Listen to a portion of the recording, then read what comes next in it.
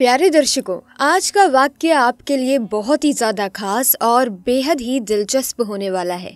इसीलिए इस वीडियो को बिना स्किप किए आखिर तक ज़रूर देखना ताकि पूरा माजरा क्या है आपको समझ आ सके। दोस्तों, आप सभी के लिए एक लड़की के हवाले से एक बड़ा ही अजीबो गरीब वाक्य लेकर आई हूँ। एक मुसलमान लड़की तालाब में नहा रही थी और ऐसे वक्त में एक डाकू की नज़र उस मुसलमान लड़की के ऊपर पड़ी। तो ऐसे वक्त में कौन सा अजीब गरीब वाक्य देखने को मिला जिसको सुनने के बाद यकीनन आपके रोंगटे खड़े हो जाएंगे और आप हैरान हो जाएंगे कि ये कैसे हो सकता है। इस वाक्य को सुनने के लिए वीडियो को आखिर तक ज़रूर देखिएगा और वीडियो को लाइक करके चैनल को सब्सक्राइब ज़रूर कर लीजिएगा। अगर किसी से गुनाह हो जाए दोस्तों, या अल्लाह के हुक्म की नाफरमानी हो जाए, तो उसे चाहिए कि वो तौबा करे, क्योंकि अल्लाह उसकी तौबा कबूल कर लेते हैं। लेकिन गुनाह और अल्लाह की नाफरमानी करने के बाद भी कोई अकड़े और शर्मिंदा ना हो तो उसके लिए बड़ा अजाब है। कुरान हदीस की रोशनी में बताया गया है कि किस तरह अल्लाह गुनाहों के लिए तौबा करने वालों की तौबा को कबूल करते हैं और किस तरह नाफरमानी करने वालों को अजाब देते हैं। आप सभी को बता दूं कि बताया जाता है कि किसी गांव के अंदर एक लड़की तालाब में नहा रही थी जो कि मुसलमान थी। वो लड़की बहुत ही ज्यादा खूबसूरत थी और उसी गांव के करीब एक डाकू रहा करता था और जो गरीब लोगों का माल लूटा करता था। और अगर गांव के अंदर कोई खूबसूरत लड़की उसको नजर आती है तो वो उस लड़की को उठा लिया करता था। अक्सर गांव के जो लोग होते थे ना, वो अपनी बेटियों को घर के अंदर छुपा कर रखते थे। लेकिन ये जो लड़की थी ये किसी से डरा नहीं करती थी, यानी अल्लाह तबारक व तआला की जात के ऊपर मुकम्मल यकीन था इसे। और ये लड़की ये बात कहती थी कि मेरी हिफाजत करने वाला सिर्फ अल्लाह है, मुझे घर के अंदर बैठने की ज़रूरत नहीं है। अल्लाह बड़ी शान वाला है और सबसे बड़ा अल्लाह ही है, वो मेरी मदद ज़रूर करेगा। आप सभी को बता दूं कि वो लड़की थी तालाब में नहाने के लिए गई हुई थी और ऐसे वक्त में जब डाकू का गुजर हुआ तो उसी तालाब से हुआ। और ऐसे वक्त में जब डाकू की नज़र उस लड़की पर पड़ी तो वो उस लड़की का दीवाना हो गया। उस जैसी लड़की को आज तक डाकू ने नहीं देखा था और लड़की इतनी खूबसूरत थी कि डाकू के दिल के अंदर मोहब्बत जाग उठी और अब डाकू किसी भी हालत में लड़की को पाना चाहता था। आपको बता दूं कि डाकू ने अपने साथियों से ये बात कही कि फौरन ही एक खत लिखो, और खत लिखने के बाद उस लड़की के बाप के पास उसे भेज दिया गया। और दोस्तों, मैं आपको बता दूं कि वो खत लेकर डाकू के जो साथी थे वो फौरन ही उस लड़की के घर पहुंचे और वहां जाकर लड़की के पिता को वो खत दिया। दोस्तों, आपको बता दूं कि जैसे ही लड़की के बाप ने वो खत पढ़ा तो उसी वक्त उसके पैरों तले ज़मीन खिसक गई। यानी कि खत के अंदर यही बात लिखी हुई थी कि मुझे तुम्हारी बेटी बहुत ज़्यादा पसंद आई है, मैं तुम्हारी बेटी का दीवाना हो चुका हूँ, इसीलिए तुम आज रात अपने घर को छोड़कर कहीं और चले जाओ।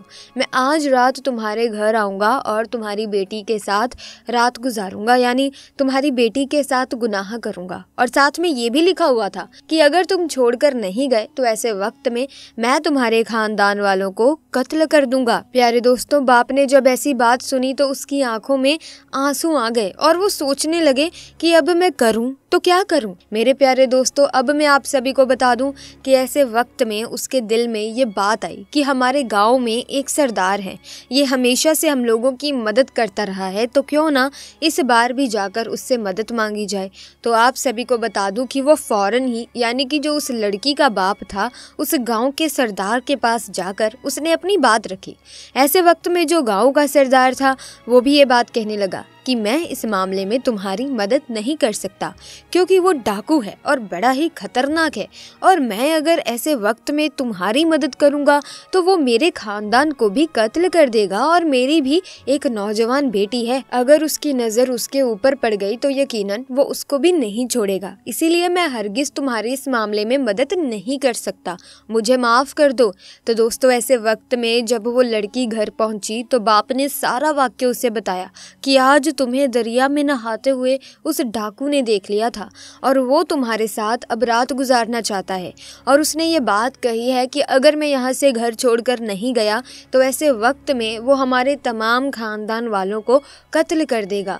दोस्तों, ये बात सुनने के बाद जो वो लड़की थी वो ये बात कहने लगी कि अब्बा जान, क्या आप जानते हैं कि मैंने हमेशा ये बात कही है कि आपको घबराने की बिल्कुल ज़रूरत नहीं है। अल्लाह मेरी हिफाजत करने वाला है और अब तक उसने ही मुझे बचा कर रखा है, तो आगे भी वो ऐसे ही बचा कर रखेगा। आप बेफिक्र होकर घर छोड़कर आज के लिए जाइए, यकीनन जो होगा वो बेहतर ही होगा और अल्लाह जो करता है वो अच्छे के लिए ही करता है। दोस्तों, बाप ने जब अपनी बेटी की बातें सुनी तो ऐसे वक्त में वो अपनी बेटी को अल्लाह के भरोसे छोड़कर चला गया और घर से बाहर निकल आया। आपको बता दूं कि जब रात का वक्त आया तो ऐसे वक्त में वो डाकू लड़की के घर पहुंचा और पहुंचने के बाद जब वो लड़की के करीब पहुंचने लगा तो ऐसे वक्त में बराबर वाले घर में एक लड़की कुरान मजीद की तिलावत कर रही थी और उसकी आवाज़ आने लगी, जिसका तजुर्मा ये था कि कोई मुझसे माफ़ी मांगने वाला है, मैं बड़ा करीम हूँ, मैं ही रहीम हूँ, मैं हूँ बड़ा माफ़ करने वाला। दोस्तों, कुरान की इन आयतों को सुनने के बाद वो जो डाकू था वो फ़ौरन कांपने लगा और वो बहुत ज़्यादा परेशानी के आलम में आ गया और उस वक्त लड़की से ये उसने बात कही कि हरगिज़ मैं तुम्हारे साथ गुनाह नहीं कर सकता। लड़की बात कहने लगी, अरे ऐसी क्या बात हो गई कि तू जो आज गुनाह करने के लिए आया था लेकिन तू किसी वजह से रुक गया। तो दोस्तों, ये बात सुनने के बाद वो डाकू ये बात कहने लगा कि मुझे अल्लाह का खौफ सता रहा है, यानी मैं इतना बड़ा गुनहगार हूँ कि आखिरत में मेरा क्या हाल होगा। अल्लाह तो माफ़ करने वाला है, मैंने अब तक जितने भी गुनाह किए हैं मैं सबसे तौबा करता हूँ और आज के बाद कोई गुनाह नहीं करूँगा, किसी का हक नहीं मारूंगा, किसी लड़की के ऊपर गंदी नज़र नहीं डालूंगा। दोस्तों, ये बात कहता हुआ वो फ़ौरन ही घर से बाहर आ गया। डाकुओं के साथियों ने जब उसे ऐसी हालत में देखा तो वो हैरान हुए और ये बात कहने लगे कि आपको किस चीज़ का खौफ सता रहा है, आपसे तो दुनिया डरती है और आप किस तरह डर रहे हैं।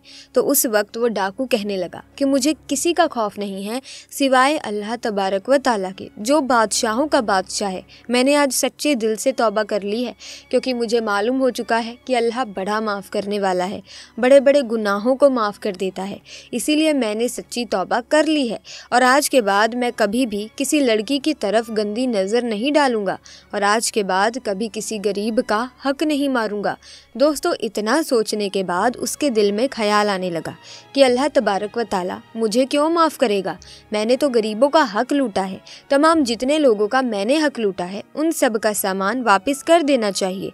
और ये बात सोचते ही सबसे पहले उसके दिल में एक यहूदी तिजारती का ख्याल आया। यहूदी तिजारती ने डाकू को देखा तो ये बात कहने लगा कि अब क्यों आए हो, सब कुछ तो तुम लूट चुके हो, अब क्या मुझे भी लूट कर ले जाओगे। तो उस वक्त डाकू कहने लगा, हरगिज़ नहीं, अब मैं तुम्हें लूटने के लिए नहीं आया हूँ, बल्कि मैं जो तुम्हारा सामान लूट कर ले गया था वो सामान वापस लौटाने के लिए आया हूँ। मैंने सच्चे दिल से तौबा कर ली है क्योंकि अल्लाह तबारक व ताला बड़ा करीम है, बड़ा रहीम है, वो सबको माफ़ करने वाला है। मैंने जो गुनाह किया है मैं उस पर शर्मिंदा हूँ, इसीलिए तमाम सामान लौटाने के लिए आया हूँ। दोस्तों, जो ये यहूदी था वो फ़ौरन ही ये बात कहने लगा, मैं तुम्हें तभी माफ़ करूँगा जिस वक्त तुम मेरा सामान लूट कर ले जा रहे थे।